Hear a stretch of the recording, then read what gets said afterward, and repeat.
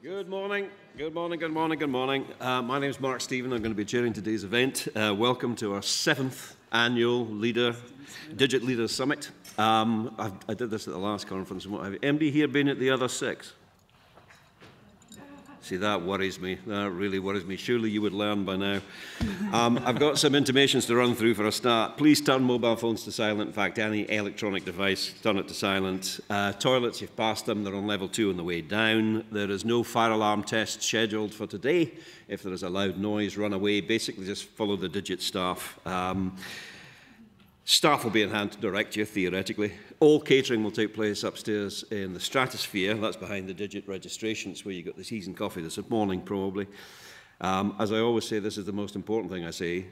Delegates will be able to use the venue car park for a reduced rate of £6, just by swapping their ticket with one of the Digit staff. And to set this up properly and to talk us through what's actually going to happen today, please welcome to the stage the founder of Digit, Mr. Ray Bugg.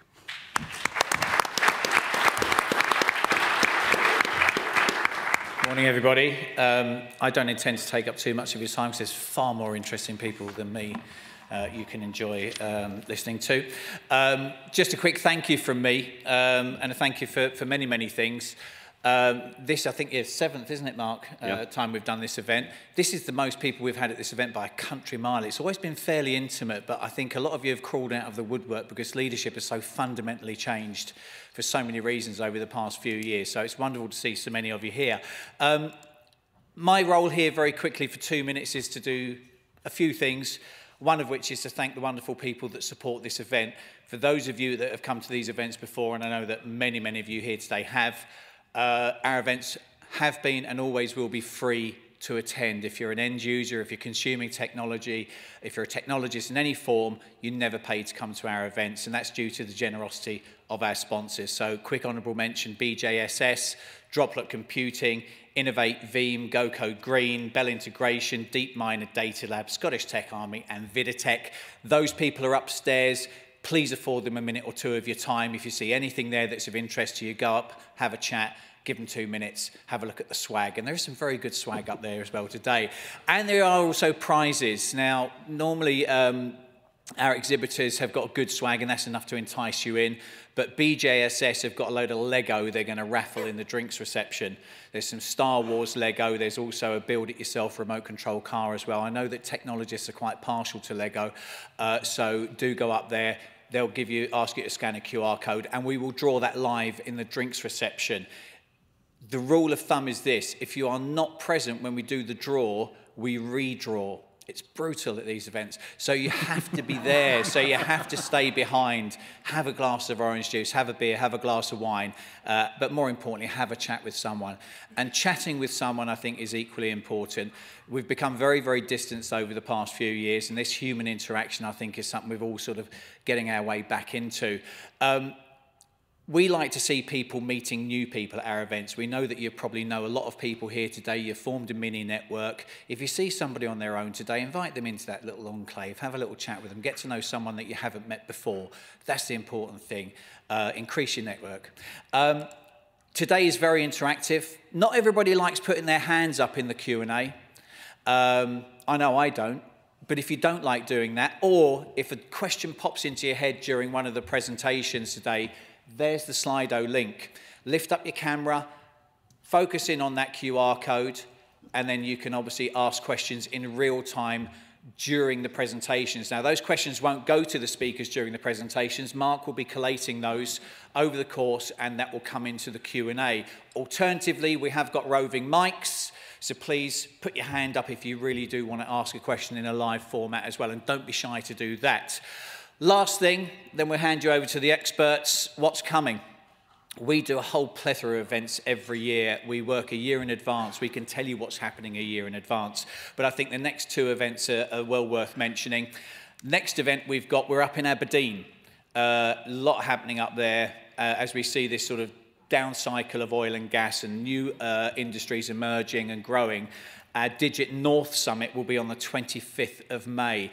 If you are from Aberdeen, or if you'd like to go to Aberdeen for another wonderful day of discussion, please do register. We will send you details of that post-event. And here on the 15th of June, our Cloud First Summit. Cloud First, we've been doing cloud events now since 2014. They died off a little bit, then COVID came along and people realized that on-prem probably wasn't a very good idea. We're all becoming cloud first organizations. We are. I'm sure you're becoming the same. Lots of discussions to be had there. We have about 250, 300 people coming to this event and a whole array of solution providers there to assist you as well. If any of these events are not for you, please do pass them on to a colleague within your organisation that you think may wish to attend. Over to the interesting people. Have a wonderful day. Any questions? My team are here to help you. Thanks very much.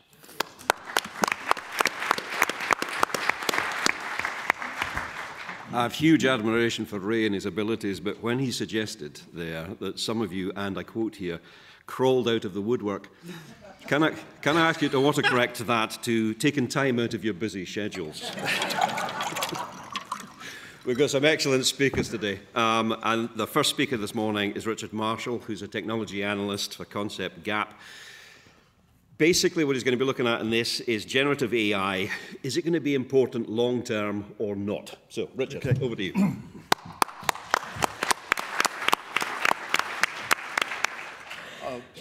I'll try and stand still so that you can hear me, because I normally walk around a lot. Generative AI. The first thing I'm going to say is that all of the pictures except the logo and some icons at the very end were created using Jasper AI art mode. I'm practicing what I'm talking about here. Generative AI. Notice that I'm not talking at this point about general AI. I am talking about the aspects of generative and whether it is going to be fad or fundamental. Now, it's interesting to talk about cloud because there's still people out there who don't think that cloud's useful. I mean, there's good cases where you don't use cloud, but it's interesting to see how some things come along as fundamentals and some as fads, and I'm going to be talking about that. But I'm going to start off by looking at some history. I initially started off looking to see about jobs that had disappeared, and I immediately thought of the people who went around shoveling up after horses. But I discovered that in 1894, there was a thing called the Great Horse Manure Crisis across the major cities of the world, where they were literally filling up with horse manure because they had so many horses. They were also filling up with, as you'll see in the right-hand picture, dead horses because they worked them to death, and when the horse died, they just left it at the side of the street. And it got to the point where in 1898, there was an international conference that was held for 3 days to try and figure out what on earth to do about the fact that their cities were literally filling up with horse manure to the point where you could not pass the streets. Major hygiene thing, it was smelly, it was a huge logistical issue. Does this remind you of anything? Climate change come to mind, right? At the end of the 3 days, the conference broke up because nobody could come up with a solution to it. There was no alternative technology. Now, why am I talking about that? Well, first of all, those jobs all disappeared, but why did they disappear? Why is it that we don't have our cities absolutely full of horse manure? Well, the answer was the motor car. Completely unexpected. Nobody expected the motor car. It was completely out of the blue, something that came along and solved this problem, but when it first came along, people were terrified of it, and we had red flag laws, where someone has to walk in front of the vehicle with a red flag so that you don't scare the animals. They didn't last very long, this law, but it did exist. So immediately that there is new technology, even when it solves lots of problems, people react badly to it. Another interesting example. In 1841, a man in the middle of America, strangely enough, patented the tube of paint. Prior to that, artists mixed their own paint in their studios, and if they wanted to go outside, they had to wrap it up in the bladder of an animal, because it's the only way to carry it. Now, why is this important? This is because the technology of being able to take paint with you enabled Impressionism. They also had foldable lightweight easels, came along at about the same time, and as you can see, the Impressionists started painting outside. So this is an example of a technology revolution about how you create art. It was greeted with derision. As you probably know, the name Impressionism was designed to insult it. and they picked it up as a flag, and now we use it as a very positive thing. So here's Monet painting in his garden. There's Monet being painted by Sargent. And here's a picture that I created in under 5 minutes using Jasper AI. Okay, so does generative AI change things? Yes, it does. Have we seen changes like this before? Yes, we have.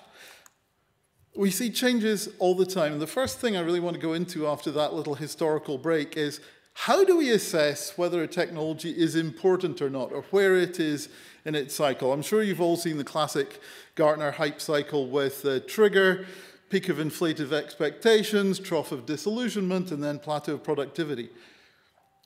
Most successful technologies go through this cycle. Notice I use the word successful. There's lots of things in there that never reappear. An example of something that does reappear, for example, is cloud, which is over in plateau of productivity. But we also have things that we can enhance here. So vanishing vaporware, something that came along, got hyped up, and then disappeared before it ever actually reached the peak of inflated expectations. Then there is the cult of irrational exuberance, which is where people are so heavily invested in something that they can't let go of it. And I'm sure you can think of several examples there. And then we also have the skip of insignificance, where something hits the trough of disillusionment and then disappears. That's the dumpster of doom for the American version of the presentation. So we have to be able to think rationally and effectively about technology choices. And these are all tools to use it. So if you feel that something is being irrationally pumped up, it probably is. If it creates a level of fear, then it's probably worth thinking about, and you need to monitor where we are. So how do we do that monitoring? Well, we need to know as an enterprise when something is strategic. So this is another way of looking at it. Emerging technologies, I mean, this is very much kind of crossing the chasm kind of stuff, that emerging technologies are uncertain. Back, say, 20 years ago, looking at cloud would have been considered really outrageously unreliable and dangerous and insecure and all these other things. Why would we do this? We've got a lovely data center. Why don't we just use that? And then you see things that start to grow. And then as that market size grows, that is a technology that's happening. So if you are an organization that has a fairly conservative technology approach, you're going to wait in case it fades away. You don't want to pick up something, invest in it, and then discover it wasn't any use. And then you need to look at things where the technology is becoming strategic because it's got more and more adoption. So who do you believe? Well, as an ex-Gartner analyst and an independent analyst, of course, you should believe people like me.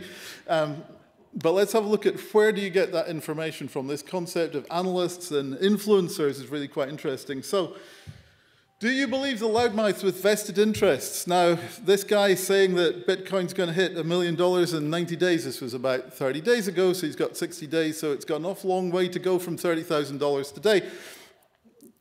Do you think he might happen to have a portfolio he's trying to unload?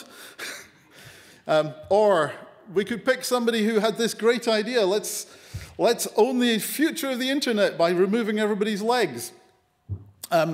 Is this a half-baked technology push that doesn't solve any real-life problems? Are there any users out there? By the way, how many people here actually have a Meta headset? Yeah. Is it gathering dust in the corner? Mine is. Or do you look at the actual use? Remember that growth curve, the strategic curve? This was done a few weeks back by a guy called Kyle Haley. I'm not claiming any rights for this.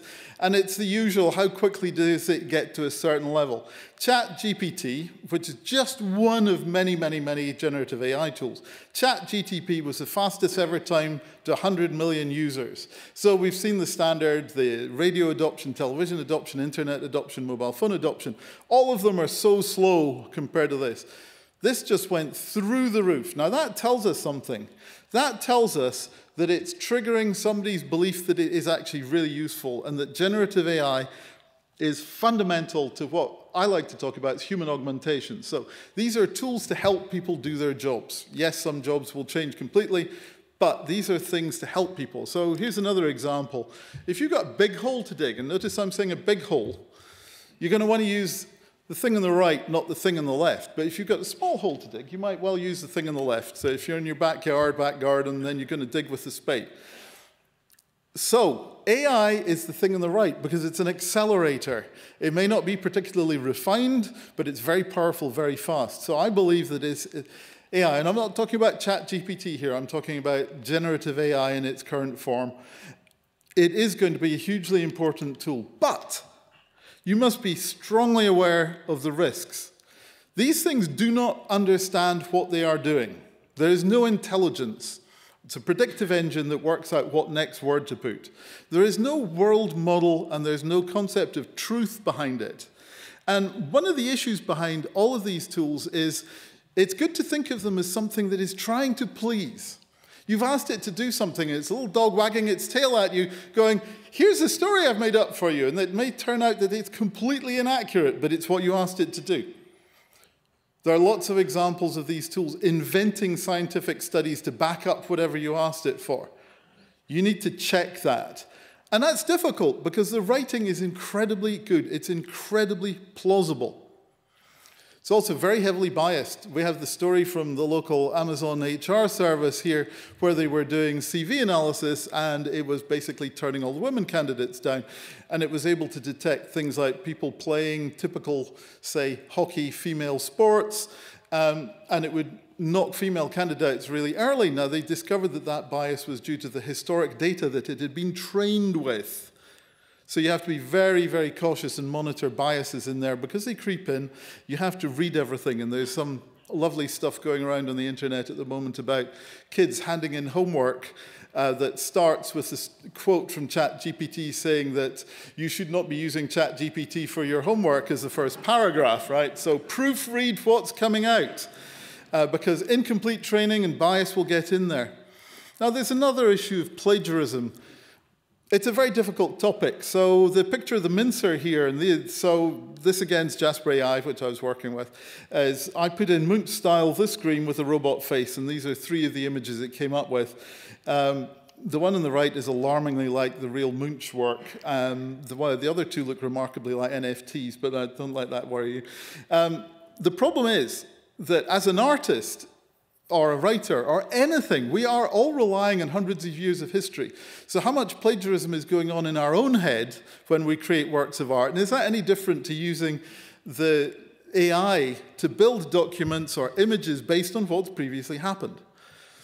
So plagiarism is something that has to be watched very closely. Now, one of the issues, of course, is it's quite capable of regenerating other people's logos, other people's information. And if you're using this, it's your responsibility not to actually go and steal somebody else's property, not the AI. The AI doesn't check that for you. You need to look at that. So if you're stealing text, some of the AI tools have built-in plagiarism checkers, so use them. If you're in a compliant industry, or if you're working with secure information, you have to be really careful. It learns from the prompts. So if you put in prompts, for example, I was given a couple of weeks ago was a beautiful example of troops being deployed into a particular area. We'll do something like, show me the best brothels in Khartoum. And that information will get fed back into the tool and it's go, oh, people are asking these questions. And that information will surface in other people's material. This is not secure information. Compliance is really important here. And the next thing is lack of repeatability. If you're a business, you're typically in the business of doing the same thing over and over and over again, reliably, and being able to explain why you came up with that conclusion. If you're a medic and you give somebody the wrong medication, and you can explain why you gave them the wrong medication, that's better than just doing it by mistake. The problem with the AIs is that it is, generative AI, is it's almost impossible to explain why it did what it said it did. And that lack of auditability is a real problem for generative AI. And no matter how big the model, it still does not understand what it's doing. So if somebody comes along and says that we're going to have, I don't know, 100 peta points or whatever, peta nodes in the model, it doesn't mean that it knows what it's doing. It's just got a bigger data set to draw on. So generative AI is just one of a kind of AI. It's a probabilistic approach. So it says, what's the most likely next word I'm going to put here? The best way of describing the image generation is it's like the standard quote is you take a block of marble and chip away all the bits that don't look like David, right?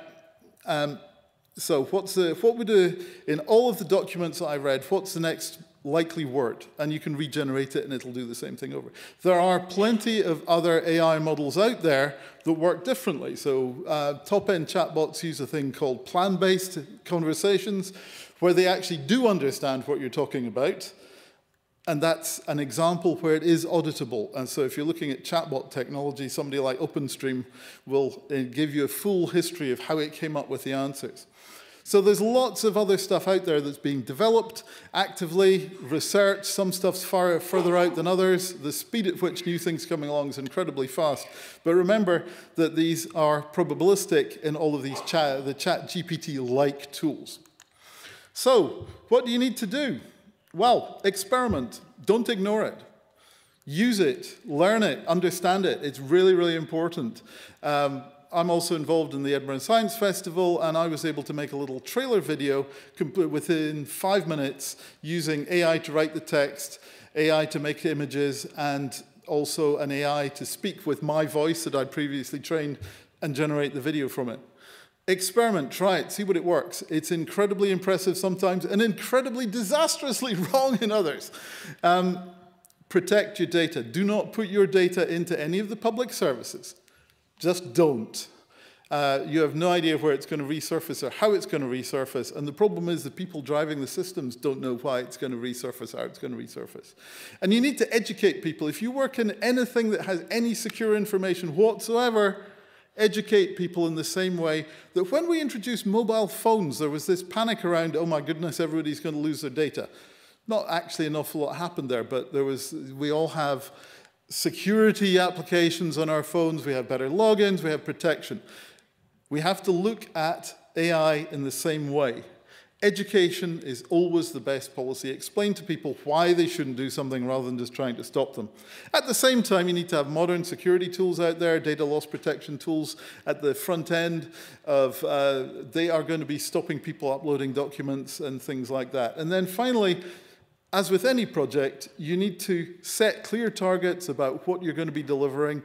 Is it working, to assess it, and to direct it, because this is not going away. This is fundamental. AI in general is fundamental. Generative is a growth phase that we'll see happening. So go out and play, folks.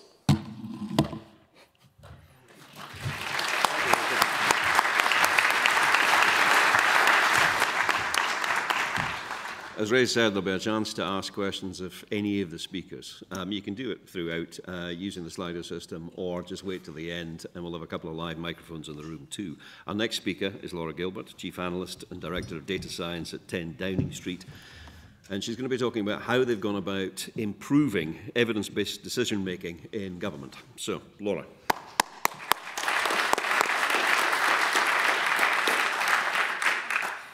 Thank you very much indeed. I really enjoyed that, and I agreed with all of it, which is, you know, always lovely.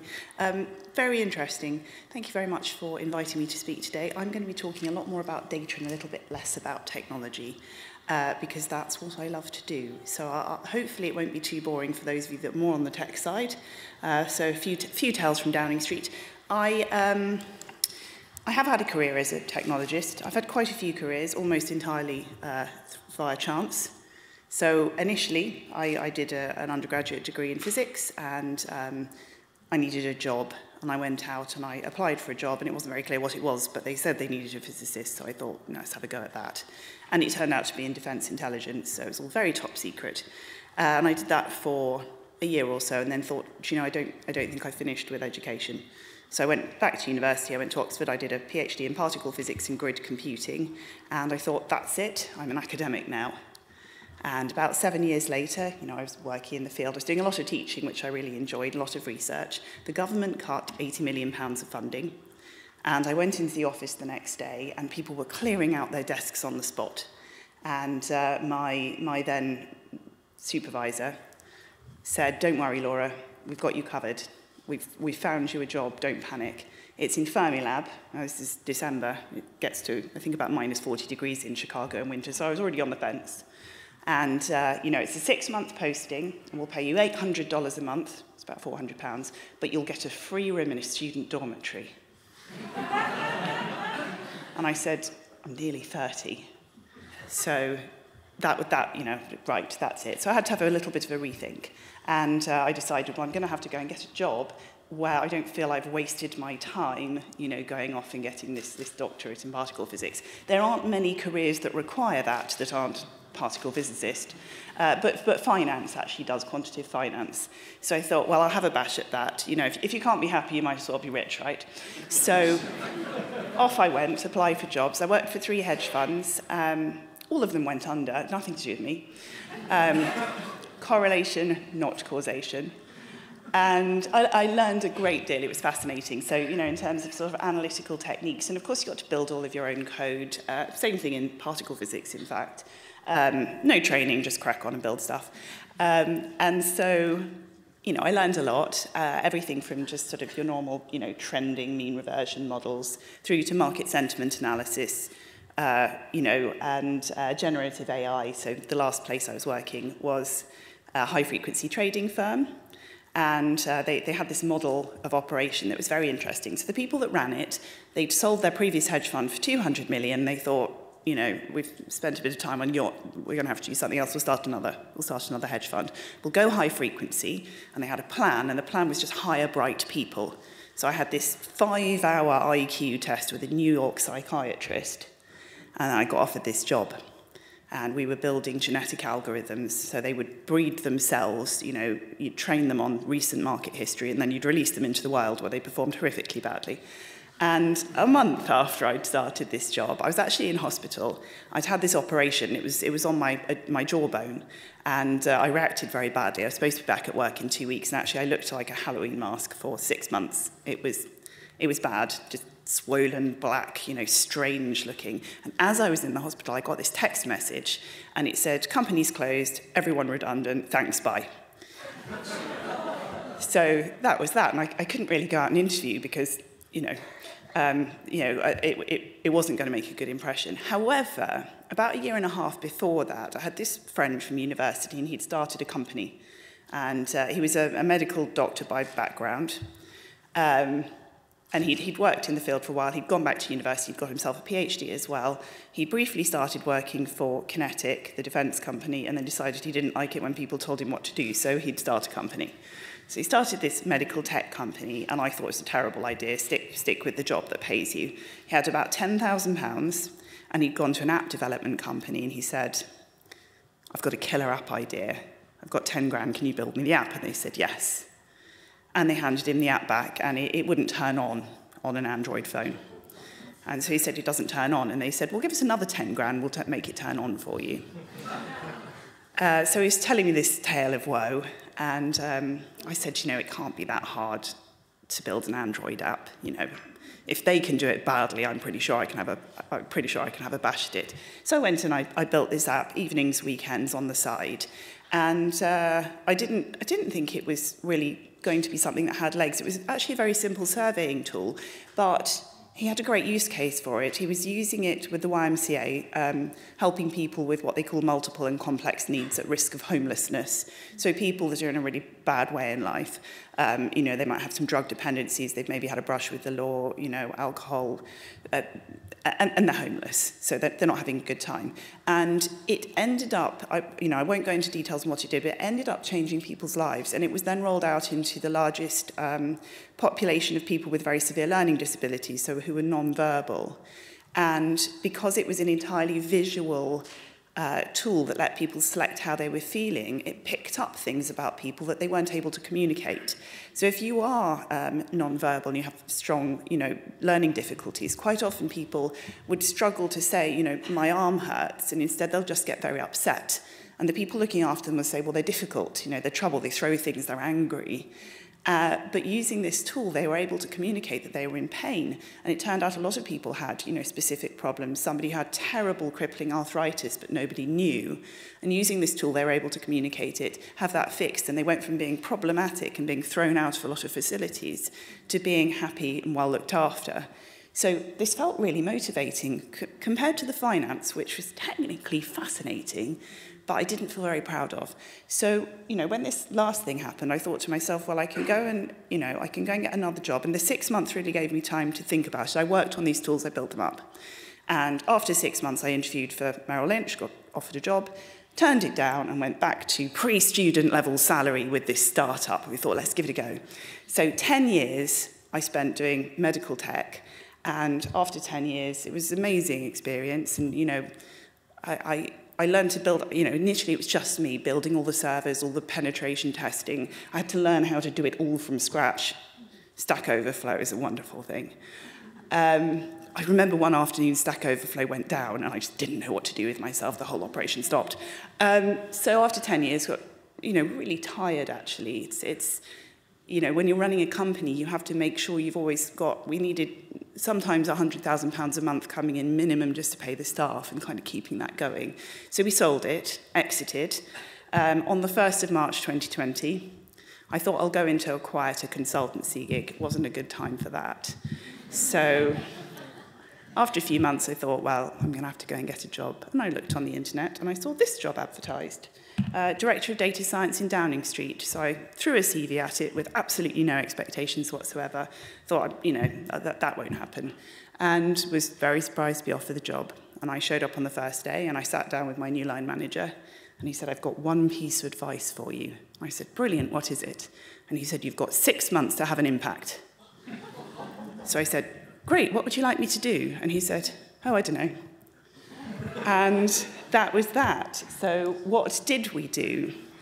I had a few very talented sort of early career data scientists who were already there, who'd been sort of brought in to work on matters pertaining to COVID. And we needed to figure out how to make the COVID approach much more general. So we were in a space where, you know, the government is a historic institution, largely populated by clever generalists, you know, who'll work on a particular area of policy and not really flush with loads of technologists and data people. And what we wanted to do was to take it from a world where people were working on sort of expertise, but not necessarily an evidence base, to be able to challenge the expertise. And, you know, we all know when we're expert at something, we tend to be hugely confident. And when experts are right, they're very right, and they're right most of the time. But when you're expert in something and you're wrong, you're usually more wrong than somebody who's badly informed. So we're trying to catch those cases of where things, you know, the outcomes are not brilliant. And we're not necessarily in a world where people want that. When you're an expert, you don't really want somebody coming in going, got a load of charts for you. So it wasn't necessarily a wildly warm reception.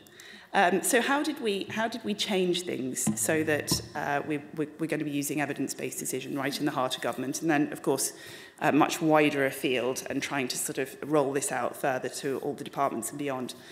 80% of the time we spend literally building tools. So we get data, we build models, and we present those in meetings and say, I'll show you a couple, but I can't show anything sensitive, but I'll show you a couple so you've got an idea. You know, this is the information we have that could enable you to make a better decision. The rest of the time, the other 20%, we spent trying to change the customer and trying to change the people we work with so that this becomes more natural. So in terms of the evidence-based decisions, what we've got is a prime minister, a senior minister, sometimes senior civil servants that need to make some sort of decision, and we're particularly interested in the decisions that are going to involve a lot of money or a large impact on society, and we want to make sure we're there right at the start to make sure that decision goes well. We really can't make it perfect, and a lot of that is a time constraint, a lot of it's availability of data, and a lot of it is the way that the world of data works. So we're going to do the absolute best we can, and we're going to try and communicate really carefully what we don't know and where you're going to have to go out on a limb and do some guesswork. And we have to do it quickly because these decisions come around fast, and our turnaround time from being asked a question to producing a dashboarding product in Python that is live and working and ready for a ministerial meeting is somewhere between 24 hours and 7 days. And that's the kind of time frame we're working to. So I'm going to give you a couple of examples just so, you know, framing what we're trying to do. These are all live dashboards. You can access them from obviously anywhere in Downing Street, and most of them from the Cabinet Office and some other government departments.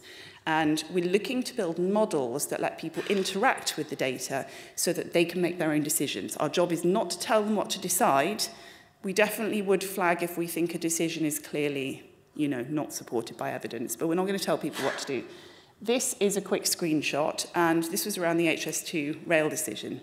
And you've got a department that's got a lot of data and a lot of information, and they've come in with 40 slides full of tables, lots of tables and lots of bullet points and many, many words. And the meeting's going to be half an hour, and the Prime Minister's got to decide whether he agrees with what they want to do and how they want to spend the money, or whether he thinks that they should do something else.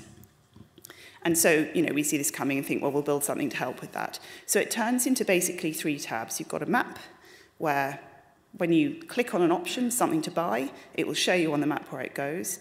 It's going to give you an estimate of what we think is important. So where does it fall in the cost spectrum? When are the benefits going to be delivered for the public? There's an idea of value for money that's pretty tenuous, right? This is an example of having to have a bash at it. Because, value for money when it comes to something like transport infrastructure, you've got your direct costs, you've got some kind of estimate of how it's going to impact the businesses, along the route and in other parts of the country. It's going to impact your access to healthcare, it's going to impact housing prices, all sorts of things. So it's difficult to do, but we'll have the best stab we can and come up with at least a relative idea of, which options look like better value for money. And crucially, how much faster does it make people's journeys, which is the outcome that we're trying to hit with this.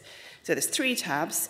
And the decision makers can go through these, talk around the problem, and then pick what they're going to do. And we actually have an add to basket. So there's an Amazon shopping basket. And on the last page, it will say, you've bought this. And pull together your sort of summary of benefits.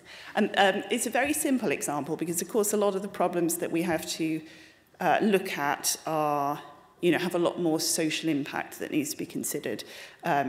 We're not sort of broadcasting them too widely. But that's an example of where you're turning something from a lot of very complicated data into something that people who have not a lot of time and perhaps not a lot of expertise of working with numbers are going to be able to understand and kind of weigh up the benefits and then go ahead and make a decision. Another one, I really love this. This is the net zero map. Policy around net zero is phenomenally intricate and complicated, and it's very expensive. And we have targets that we need to hit by 2050, and there's a number of ways that you can hit those targets. And what this would do, if you were looking at it in real life, is it would let you select the policies that you're going to fund, and it's going to give you an idea of what that costs a lot.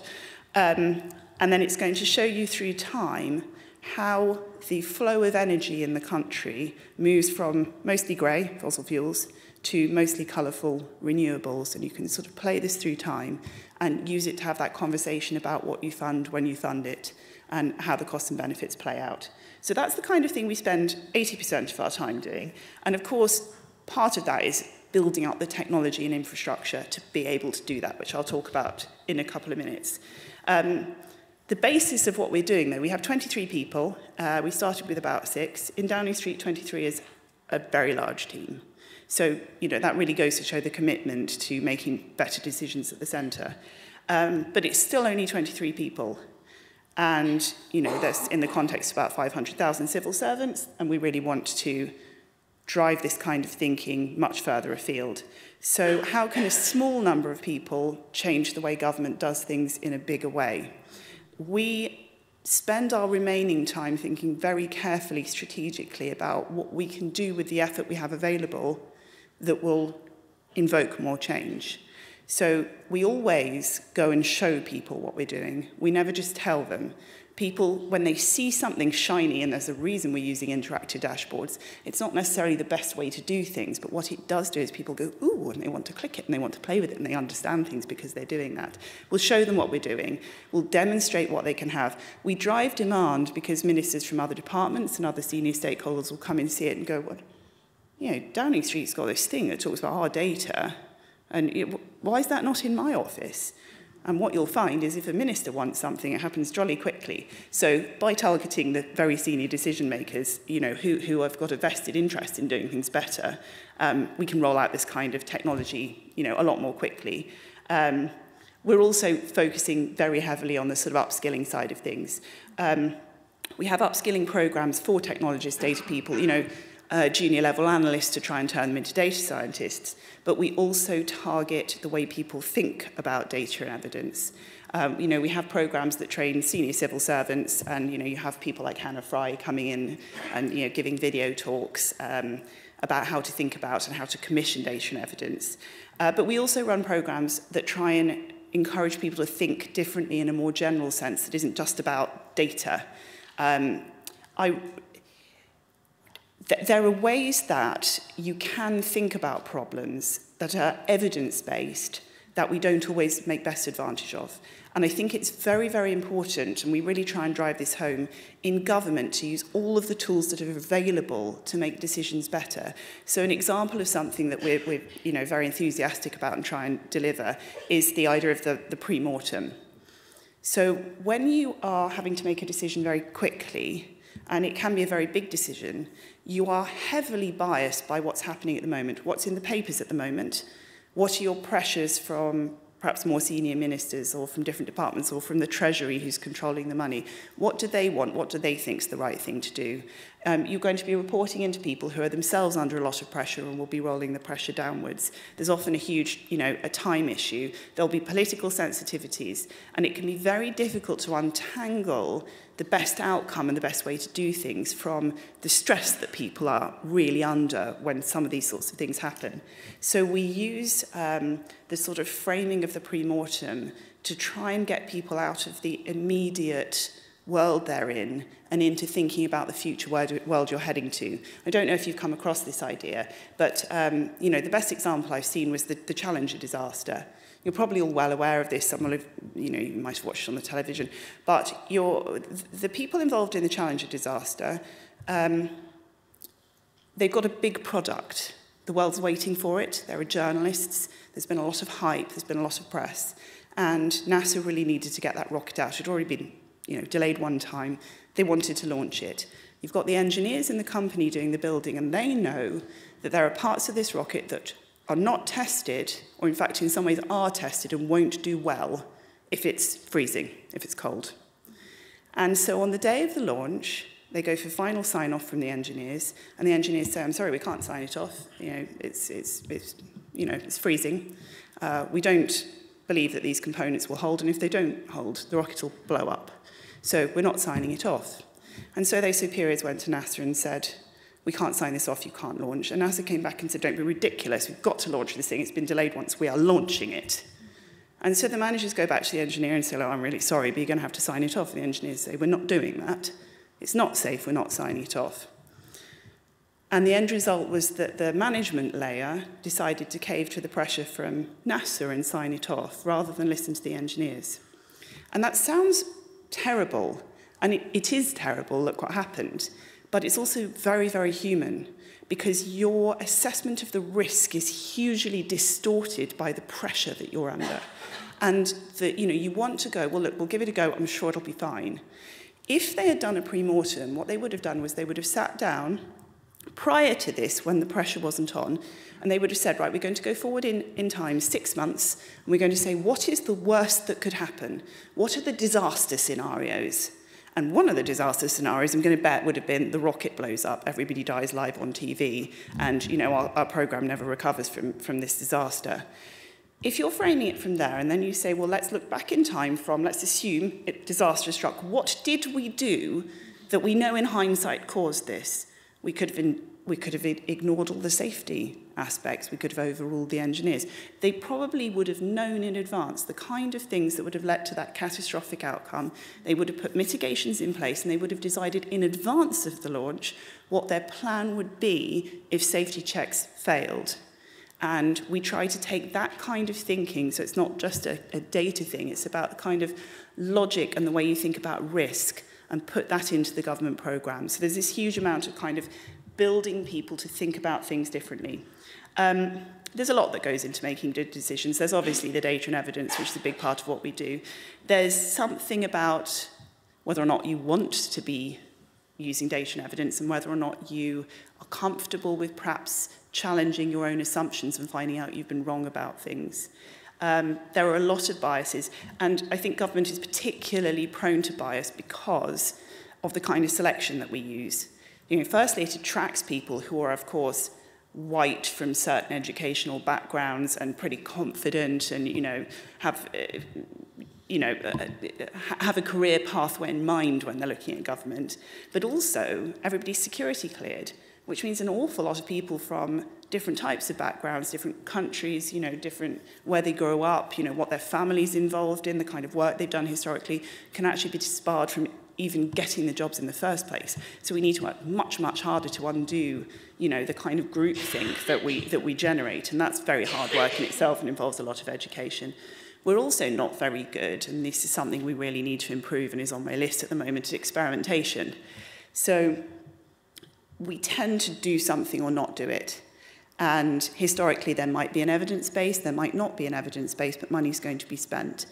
The better way to handle a situation where you're not quite sure, what the evidence is going to be to assess what your evidence base is, figure out how much we know, and where there are holes, we need to run little experiments and figure out whether or not we think that if we did this on a big scale, it would work. So there's a lot of work going on to try and improve that sort of angle of things.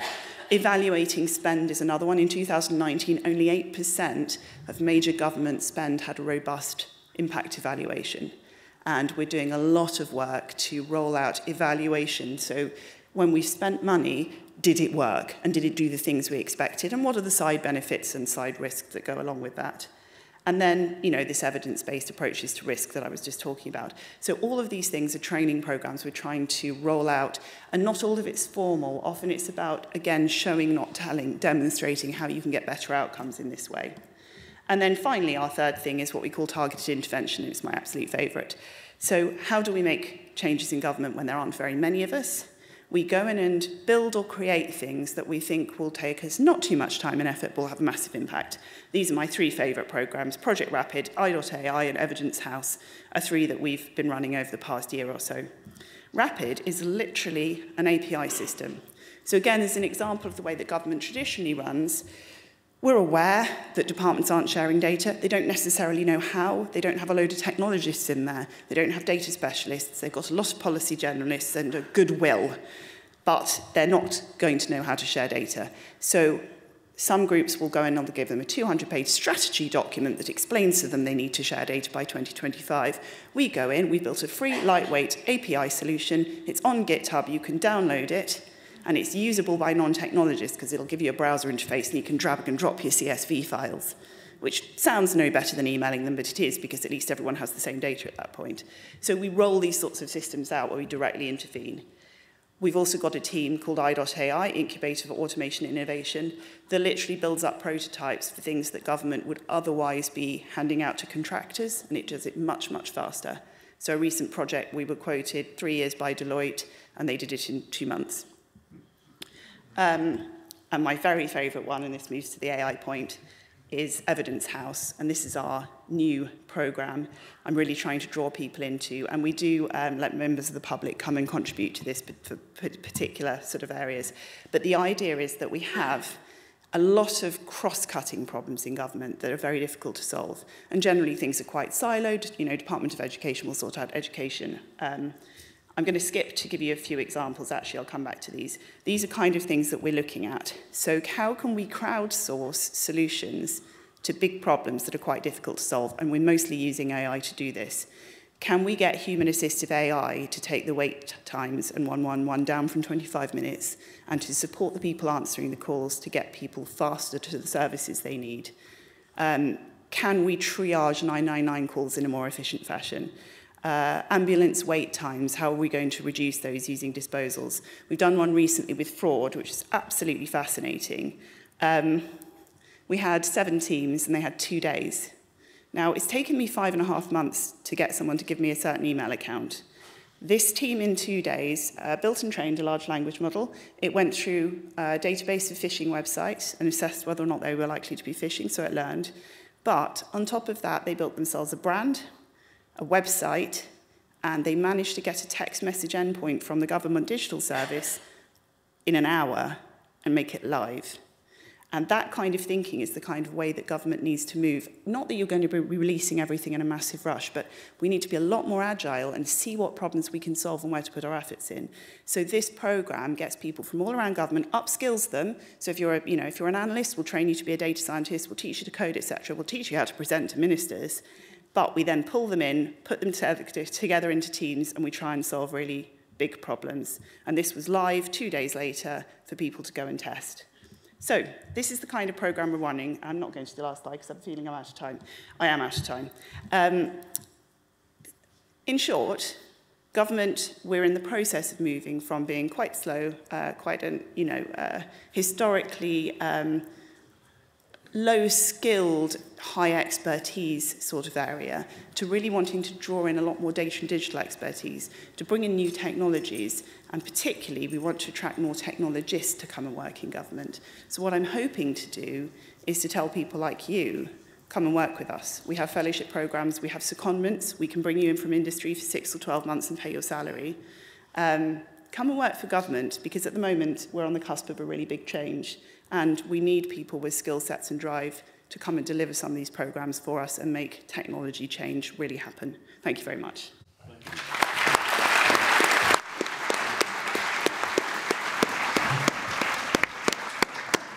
You will note that there was no mention on that pitch at the end of free student accommodation. It could easily be, I don't know. Our third speaker, thank you very much for that, Laura, by the way. Our third speaker is Theo Priestley, author and futurist. I asked Theo what he was going to be talking about, and he said, basically, you've heard the exciting stuff. Now I'm going to tell you what the really boring stuff means.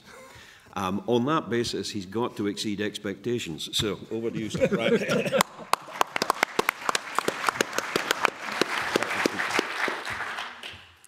I'm a bit like Richard. I'm like a caged animal normally on stage, so this is kind of like a weird situation for me, and I have to wear my glasses to actually read this stuff.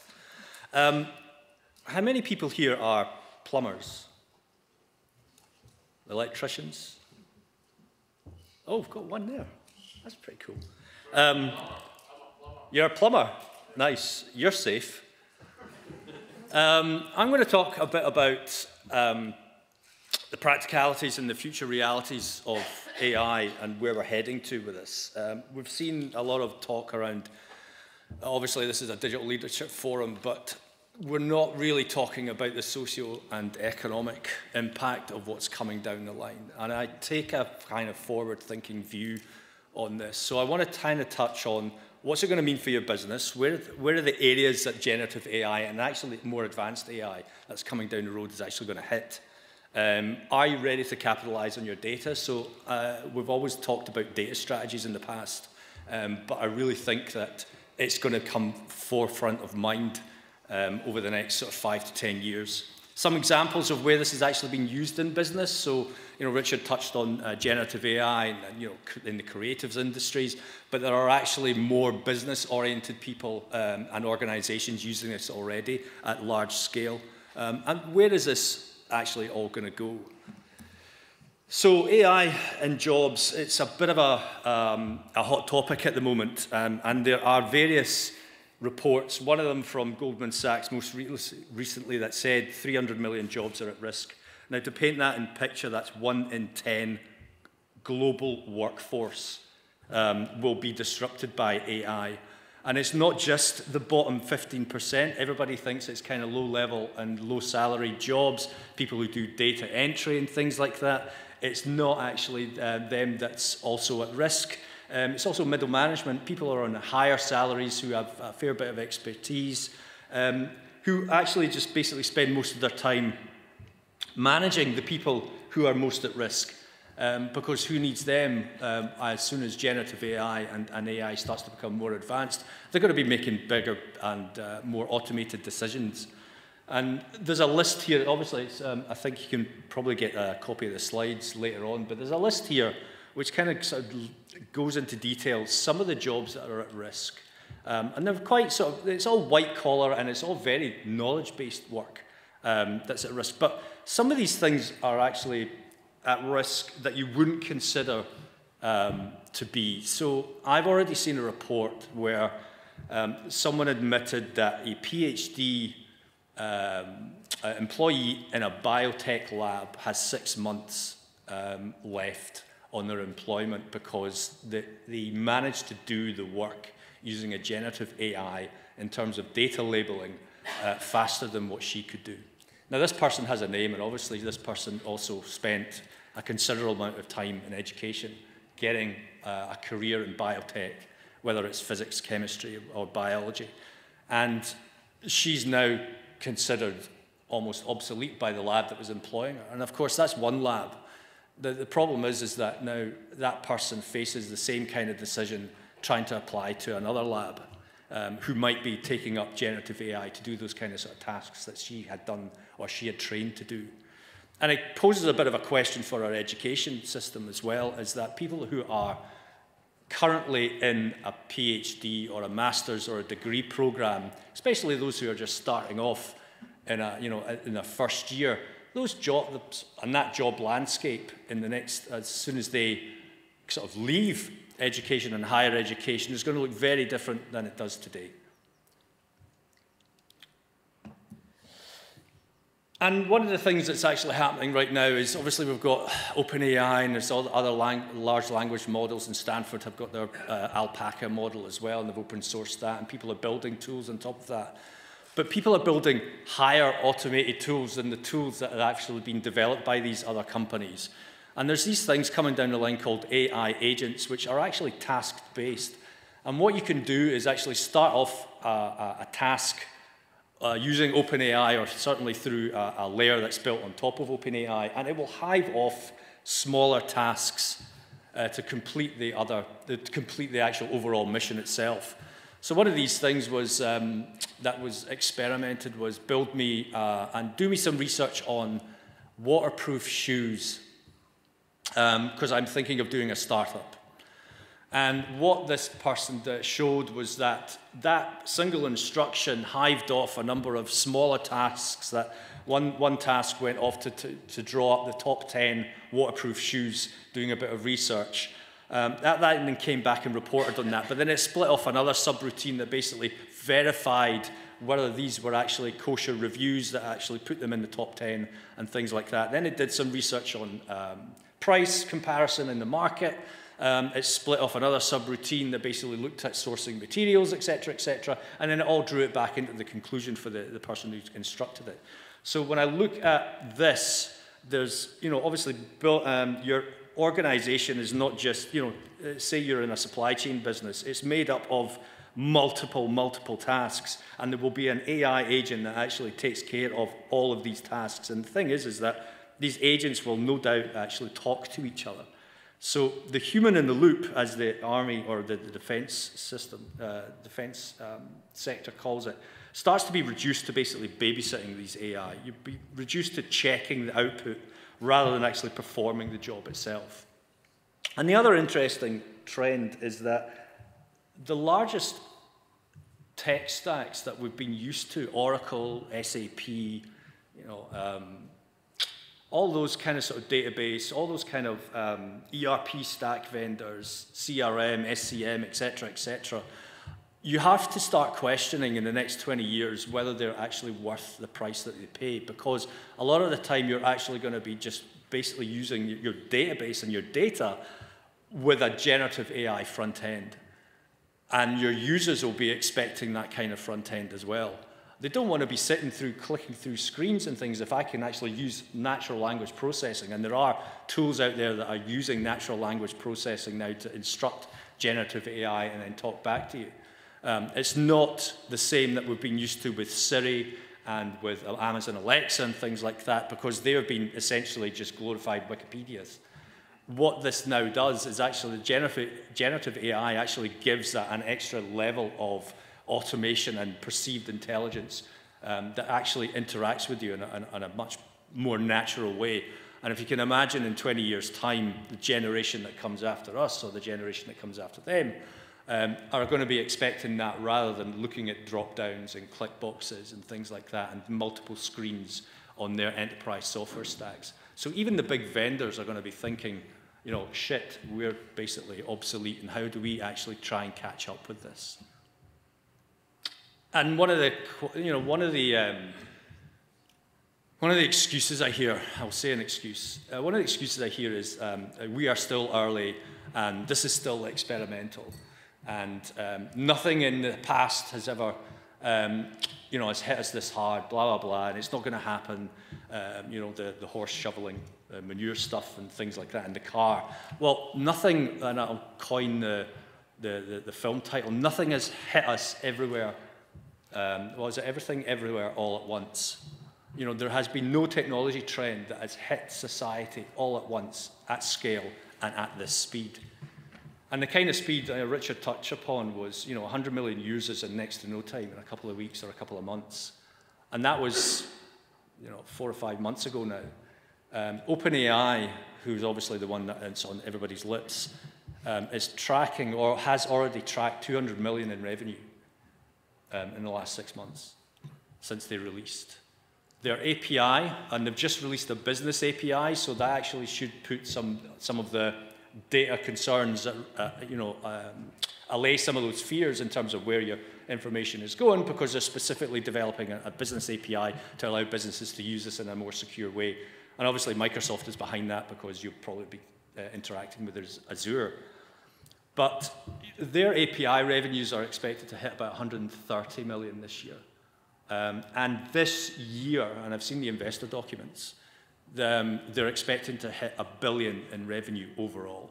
So that's 200 million so far, and they're expecting to hit $1 billion in revenue by the end of this year. So this is not a fad, and it's not going to go away, and it's not again, the other thing about Gartner-type plateau of disillusionment, etc., and all the magic quadrants, is that they don't take into the account the society or the societal impact that this is going to have. And of course, it's piqued society's curiosity. That's the thing with AI. It's not just business. It's everybody wants to have a play around with this. And of course, we see lots of people going, oh, AI is never going to affect my job, but it will. I mean, in this example here, that's not actually a generative AI that did that. That was actually a human who came up with that tagline for their own creative agency. So the idea that even the most creative people will not be impacted by what's coming down the line is kind of like sticking your head in the sand a little bit. But I wouldn't worry too much, because there's always going to be jobs for humans to do anyway. Talking of jobs and job applications even, this is quite interesting, because there's now a trend where job applicants are using ChatGPT or generative AI to tailor their CV and their cover letter against the job requirements. So they're feeding the job requirements into Chat and into the generative AI, and then they're giving them their experience from their CV, and then they're saying, can you basically rewrite my experience to match what the job looks like? And of course, the success rate of job applications is going to go up. You know, and you as business leaders are basically going to be inundated with amazing applicants on paper anyway, that look absolutely fantastic and fit the bill. And I'm struggling to remember her name now. Somebody from Andreessen Horowitz basically said, "Oh, you know, these AI agents that I spoke about before are going to find the jobs. You know, they're going to tailor these things automatically. They're going to automatically submit your applications, and then they're going to negotiate your pay," as if that's going to happen. But the interesting thing is that, you know, it almost makes the cover letter and the CV dead, pointless, if everybody has the perfect CV for a job. And it also means that the recruitment and the hiring people behind it in your organizations are going to be spending more time trying to figure out which one is actually a genuine person and which one was written by an AI. And the thing is that there's going to be tools that are and there are tools already that are going to detect whether an AI was used to write something or whether it was genuinely written by a human being and a real candidate. So we're going to see AI being employed, in a sense, against AI to spot whether AI was used. But it's actually going to be a pain in the ass for people who are recruiting, you know, over the next sort of 3 to 4 years, because you just don't know. And the other thing as well is that it's actually going to have a psychological effect on the candidate, because in this example here that was in Reddit, this person can't interview for shit, and yet he seems the perfect candidate on paper. So if you think that, you know, I'm getting 9 out of 10 interviews and I can't get an actual job at the end of this because I'm really bad at it, actual interviewing, then that's actually going to have a psychological effect on the employment, you know, on the candidate as well. So I want to talk about data, and it kind of sort of feeds into Laura's talk a little bit here, in that data itself and your data strategy is actually going to become really important from this point on in ways that you probably didn't think about before. So GPT itself took 3 weeks and an inordinate amount of money spent on GPUs. And I'm not saying that any of you are going to be spending, you know, hundreds of millions on hardware, because you'll be able to use cloud GPU and rent that time from various cloud providers. But it was trained on something called the Pile, which is 825 or whatever gigabytes of text-based data that was hoovered up around the web to make it, and to train the algorithm and to make, you know, the large language model do what it does.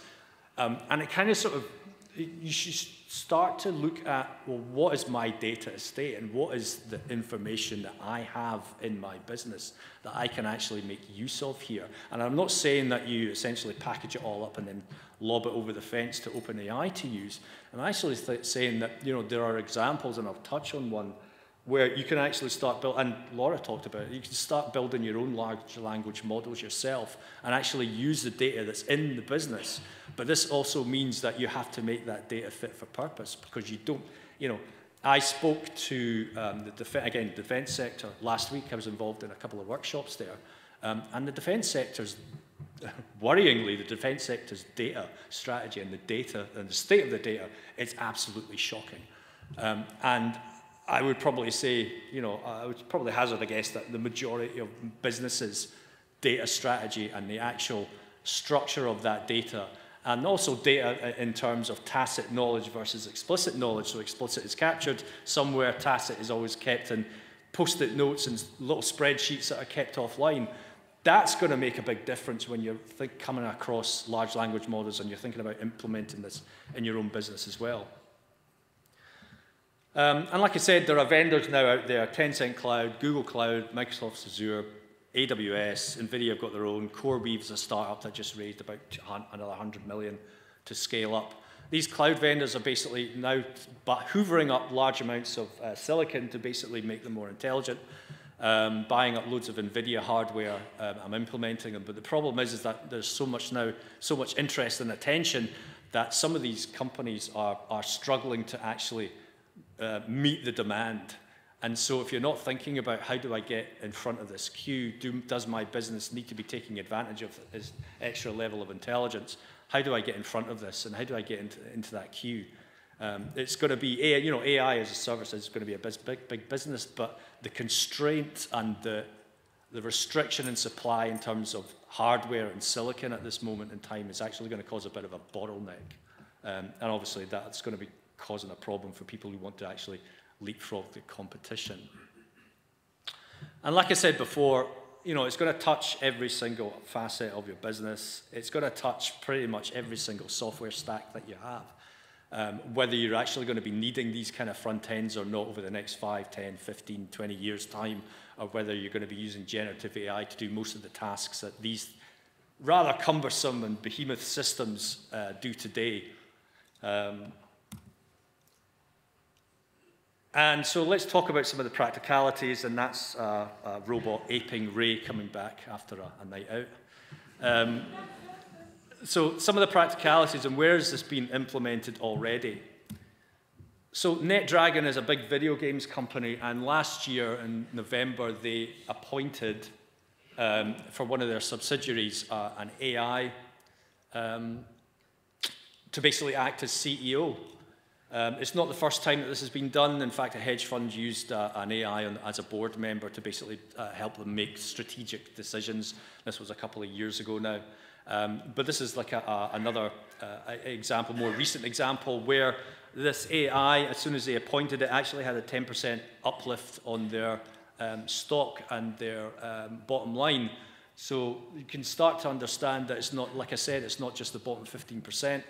That's going to be disrupted. You know, even the C-suite could be under fire, or certainly augmented if we want to talk about human augmentation that Richard talked about, not replacement at this point. But you can see that it's starting to encroach even the leadership side of things. And this is the one that I was talking about in terms of real solid example, and an example where your data strategy is going to make all the difference. So Bloomberg has spent 40 years as a financial analyst kind of firm, making sure that all their reports are structured in the right way, that all their data is structured in the right way. All their analysts know exactly what they're doing. They've spent loads of money. They've made loads of money selling that analysis, and now they've created Bloomberg GPT, which essentially sucks up all that information that they spent 40 years doing, and are now going to basically charge a service, AI as a service in a sense. And you can basically hook into that or pay a very large fee to essentially just ask an AI financial questions, and it will basically give you back an answer based on the entire 40 years worth of financial and analytical history that Bloomberg have built up. And I think this kind of sort of proves, in a sense, that your data strategy needs to be absolutely tip-top if you're wanting to do this in-house. It's not going to be a once-and-done kind of cheap operation. It is going to become one of the most strategic imperatives in the next 10 years, if not, since. And what else have I seen? So someone built a personal version for themselves to manage their insurance policies. He has a German wife, and it actually speaks bilingual, so it's English and German. And essentially, they can feed in what their insurance policy and their insurance companies send them, and then they can query it to make sure that it's actually fit for purpose. There was a supply chain, one that in an Asian, Southeast Asian fertilizer company said that they're going to look at using generative AI to basically manage their supply chain contracts. Customer service Air India this week actually announced that they're going to be using generative AI to basically act as a customer service chatbot, because obviously before they tried it, it didn't work. Conversational AI was a bit crap. Now generative AI is actually allowing them to become more natural in terms of how they handle customer queries. And like I said before, data labeling in the biotech lab, something that is completely left field that you wouldn't think of. Another one that happened this week actually is PwC announced that they're going to spend £1 billion or $1 billion on generative AI across their entire business and train their 65,000 strong staff to use it and upskill it. And my question, if anyone's from PwC, I apologize for singling you out, but my question there is, if you're a client, what are you paying for? Are you paying for an answer that a consultant has given you because they researched and they sat down and they wrote the report and the presentation, or are you paying them to basically ask a chatbot to do it? And I think everybody in this room, if you use consultants, I think you should start to ask some hard questions about what you're being charged for. So what about the future? So there's no fate but what we make, and the future is not set, as I said in Terminator 2. Can't talk about AI without a Terminator reference, obviously. Well, we are here. This is Moore's Law, and it's also tracked against our current capabilities, and it's also tracked against what Ray Kurzweil talked about in terms of the singularity. And originally, he talked around the 2070s or the 2060s about reaching a kind of state where we would have AGI, artificial general intelligence, something that was on top of, or certainly slightly above, human-level intellect and creativity and autonomy.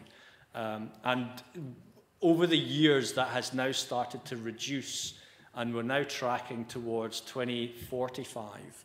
So, in the next 20 years, even the most wildest sort of futurists and technologists are starting to reduce their estimates of when we're actually going to become one-on-one with another AI.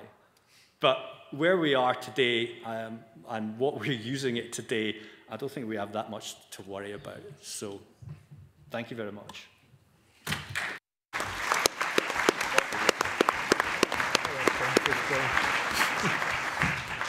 Thank you very much for that, Theo. Certainly a lot to think about. We have a couple of microphones live in the hall, so if you want to do it old school, stick your hand up. If you want to do it on Slido, then basically that's another way of doing it. We've already got several questions here. I'm going to start old school first. Anybody got a question I want to ask? Gentleman there, I think. I think it's James. Thanks. I had a question. Sorry, identify yourself, James Kwan from IC Squared. Laura, I had a question for you. You talked about pre-mortem, looking 6 months ahead, but a lot of government decisions can have many years' impact. So how do you deal with that? And also, those decisions can affect other areas, not just the model you're looking at. Definitely. Well, it's a case-by-case basis. So you would prepare your pre-mortem depending on what the actual use case is. So if it's sort of one simple deliverable like a rocket, then you might say, how many months in the future are we going to look back from? If it's something much more complicated like a health and social care announcement, then you need probably a wide range of disaster scenarios that might go from sort of massive reputational damage and loss of trust through to complete failure of the thing that you're trying to deliver and, unintended adverse outcomes. So it's not something where it's a pre-specified always 6 months. It's going to depend entirely on the kind of problem you're trying to pre-mortem. And it might be a 10-year outcome. In the case of our response to AI, it might be a 30-year outcome.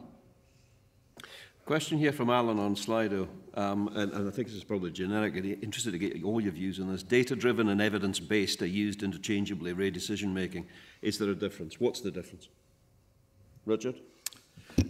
Yes, I think they are different because data-driven depends on the data you have.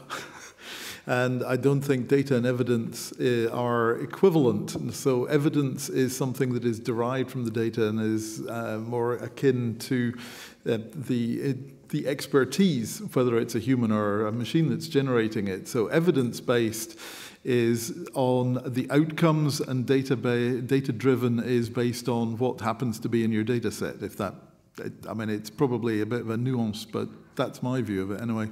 I think that's exactly right. When it's something's data-driven, you tend to assume more specificity to the problem.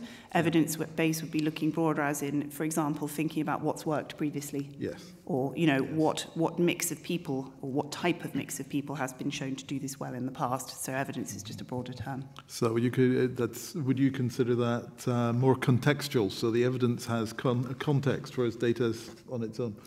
Well, I think we use data to derive insight, and we'd always try and put the context around the data as part of our jobs and doing our jobs well. But yes, on its own, data doesn't always give you anything at all, does it? Yep. Unless you've got insight, to draw from it. Thoughts, Theo? So I can't really add much other than I see evidence-based as being experiential and also part of intuition as well. So there's been a few surveys where they've asked leaders, are you data-driven or are you more intuitive? Are you driven by intuition and gut feel? And even when leaders are presented with hard facts with data, because they have that experience from the past, they actually go against what the data is telling them because they've experienced something. Or they know something in that particular industry that goes against even what the data is telling them. So, I agree with what's been said already, but I would add that that there are actually human elements on top of this. I think that's actually a really interesting point. So just a little sort of story on that one. You can do something called a confidence test. I don't know if anyone else has done this, but you can have a calibrated test that asks you questions of things you may or may not know the answer to. What's the capital of Sweden? And then it asks you what your confidence is in your answer. And you have to say, I'm absolutely unconfident to really confident. And it will then tell you how well calibrated you are. Do you understand how good you are at answering questions?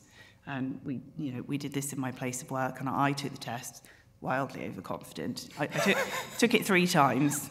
Very disappointing outcomes. But it's very, very important to know that about yourself. Yep. And, of course, you're in a job where confidence is very important. You need to be able to make a decision. You can't be plagued by doubt all the time. Right. But at the same time, one piece of evidence I use when I go into decision-making is the evidence about how overconfident I am, and therefore I need much more reliance on data and the views of other people before I do anything. You referenced the Challenger disaster. And very early on in the sort of space technology, aircraft test pilots referred to the early astronauts as chimps in the can. Now, there are jobs getting lost now, today, because of generative AI and things. how are we going to go about assessing the value of the people? How do you do that? That's a social question, isn't it? So it comes up quite often when we look at things like art and intellectual property. And I had an interesting conversation with a minister who sort of brought this up exactly, and he specifically was interested in Taylor Swift. And his private office said to me later, "Did he mention Taylor Swift at all?" So, but his sort of worry was around the intellectual property. If you took the whole back catalogue of Taylor Swift and you fed it into generative AI, it could then, create more songs in the style of Taylor Swift. It's sort of stolen her ideas and her identity to some extent, and she's not going to get paid for it. Absolutely valid. That's definitely going to happen. I think we can probably agree. And I sort of said that's interesting because as we go through society, jobs are crucial to us as a society, or they become uncrucial. We don't need that many weavers anymore. And there was a time when we needed a lot of weavers. We might be in a bubble. It might be the case that we don't need that many pop stars anymore. I'm not saying it's not valuable, but we could put an awful lot of effort into protecting certain things. Now, if I am a crochet artist on Etsy and somebody steals my pattern, no one gets sued and no one cares. But if I'm a pop star, they do. So I don't have an answer to it, but I do think that we need to be careful about, assessing value and respect that that's a society decision. I'm always going to want my art painted by a human. There will be tech solutions that will prove to me that it's, painted by a human when I buy it. But other people may choose not to care about that, and I think we can go too far in trying to control it. It's just a view. I would pick up on that is that there's a horrendous trend in the sort of crypto and NFT world towards turning everything into trading. I do not think that we should convert everything into trading, and financialization of everything is kind of the goal of this entire side crypto NFT thing. And there is stuff that we should not be putting financial value on, and attempting to value everything is a mistake.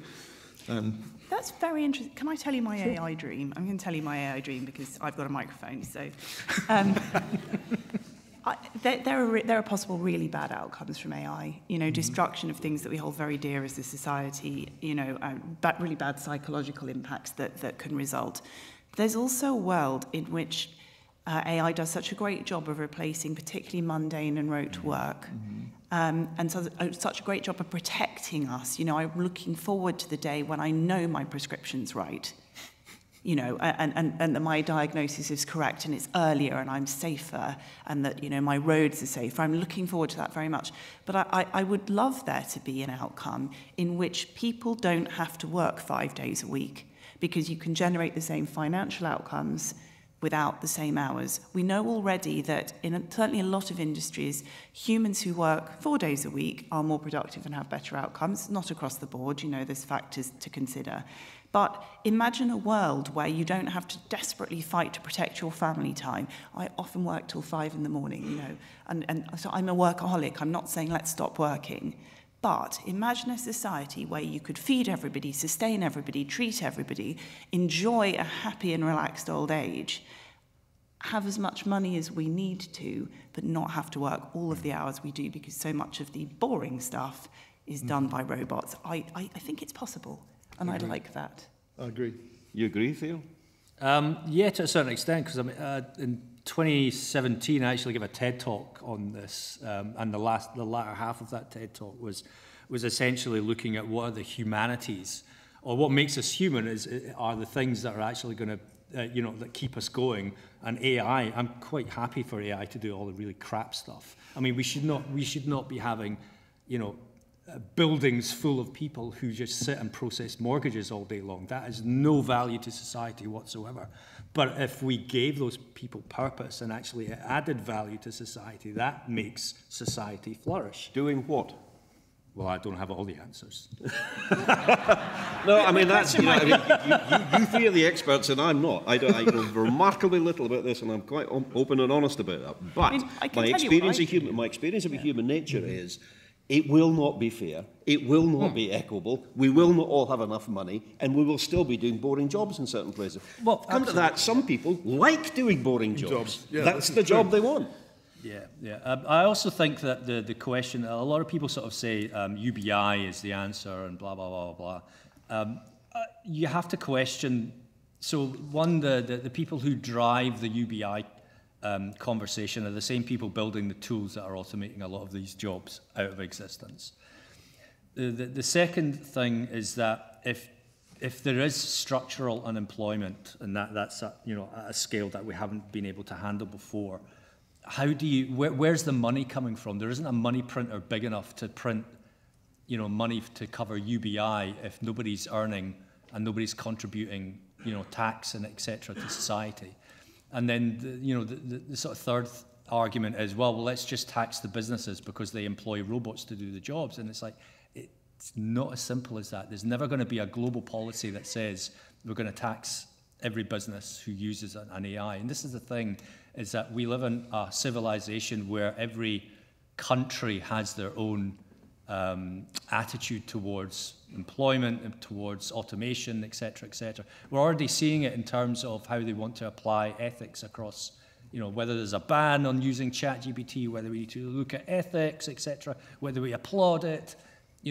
We can't even agree as a society, on a civilization scale. So coming up with an answer, on a society scale across different regions and countries is going to take even longer. We also just don't know as well. I think we've been, as the example with the car was very striking. The majority of people didn't see this coming with the recent changes in generative AI, or at least not the speed it came, and we've been quite surprised. So I think the one thing we can be very confident of is we're going to be surprised again, probably quite a lot.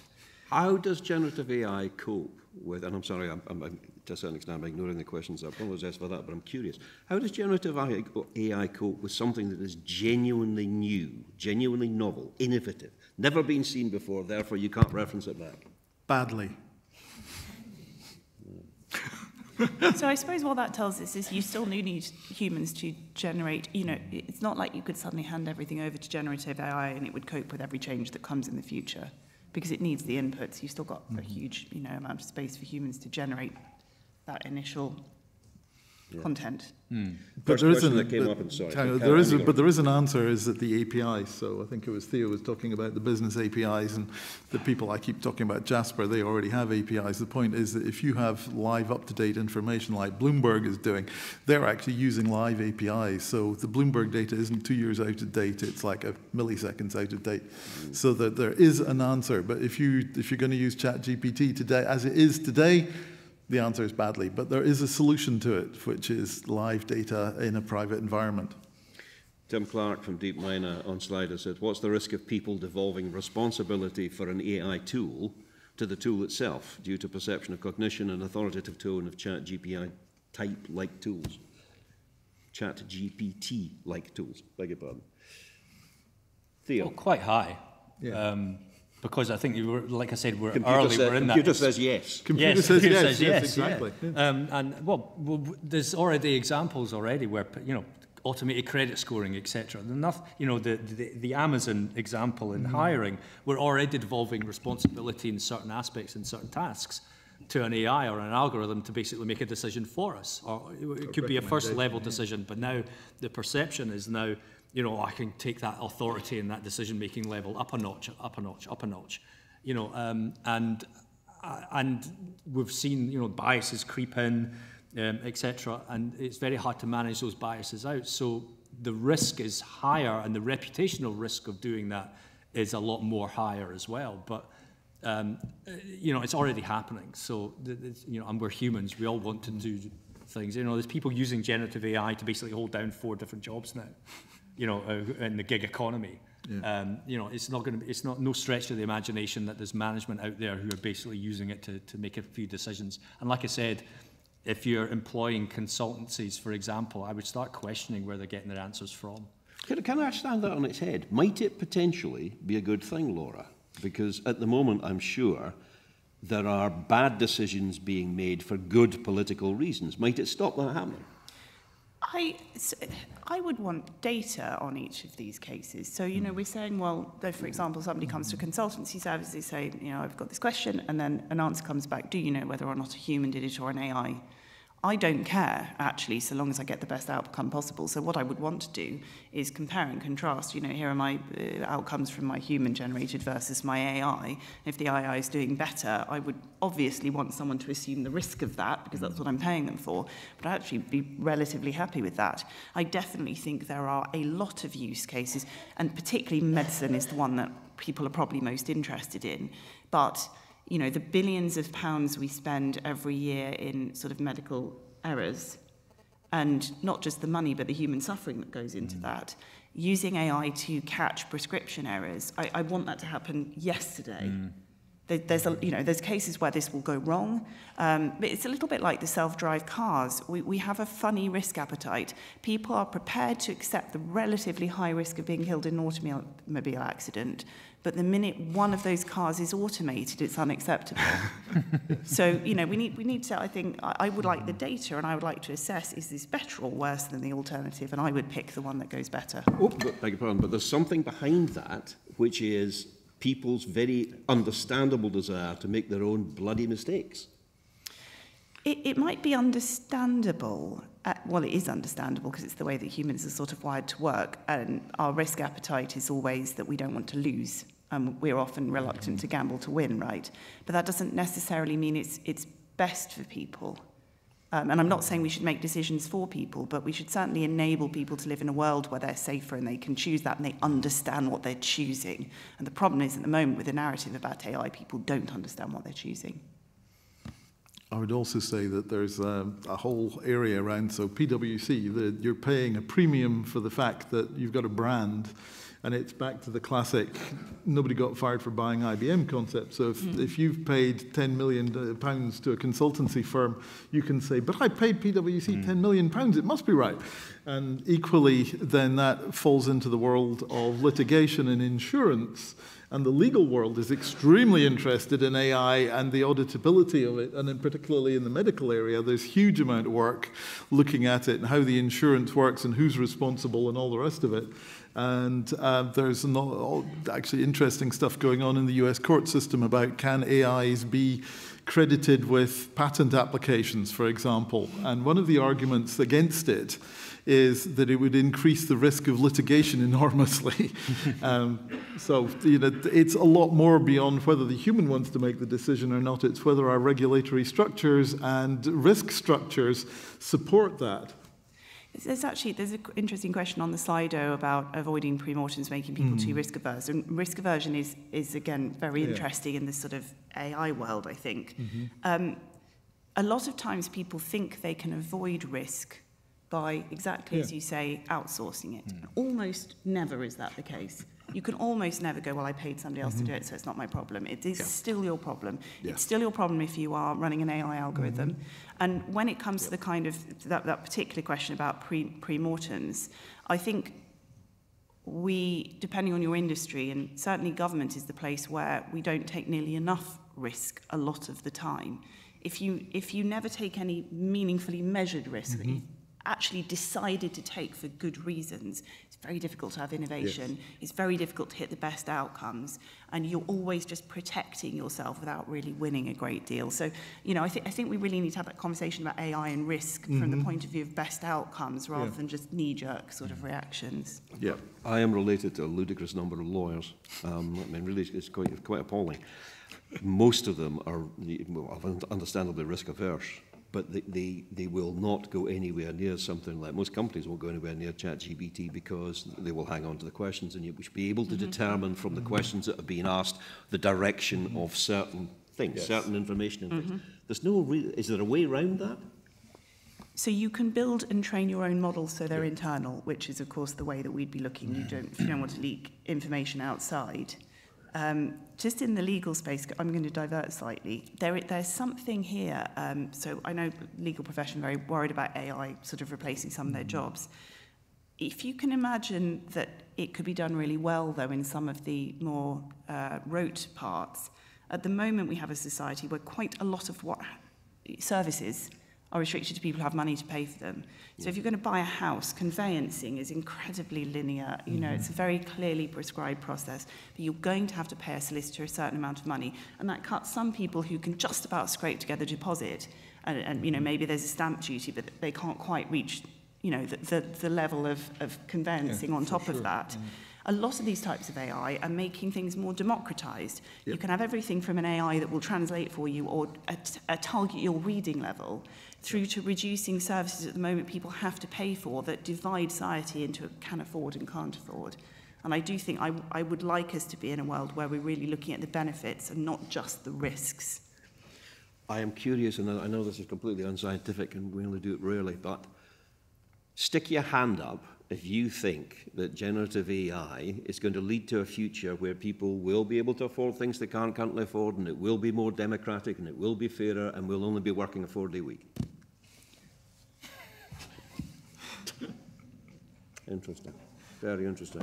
I would say about 20 people in a room of 200. Okay.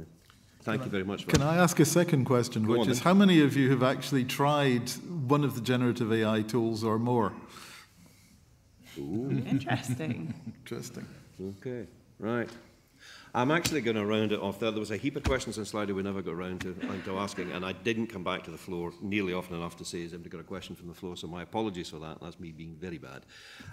Can I ask you to thank our first 3 speakers one more time, please? It's been excellent.